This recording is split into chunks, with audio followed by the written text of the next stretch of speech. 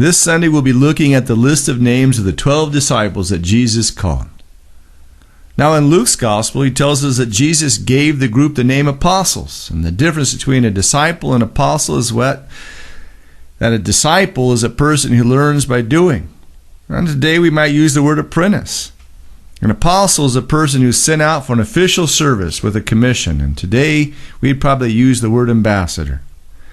It's very significant that Christianity began with a group. When compared to the Pharisaical approach with its similarity and separation, Jesus' methodology was exactly the opposite, diversity and inclusion. And nothing better demonstrates this extremes than of the men Jesus called. One of them was a revolutionary, anti-Roman zealot, and the other was a pro-Roman tax collector, both of which are part of the 12-man team. With all this extreme diversity, all the 12 candidates did possess two common traits. First, an unbreakable attraction to Jesus. They wanted to make him their master.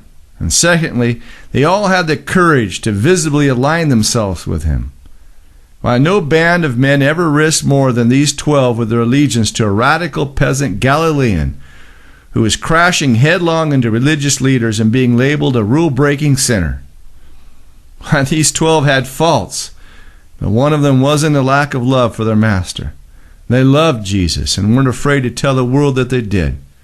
Now, before giving us the cast of characters in chapter 3, verses 16 through 19, Mark will first give us, in verses 13 through 15, three traits that Jesus looked for in those he called for service.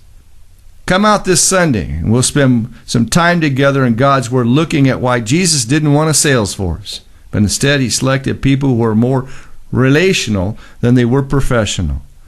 What we see is that Jesus deliberately chose to build his church with inferior material. The design was forever to prove that it's only through and by Jesus that this organism we call the church has the power, position, and ability to perform what he has called us to do. See you all Sunday. Blessings.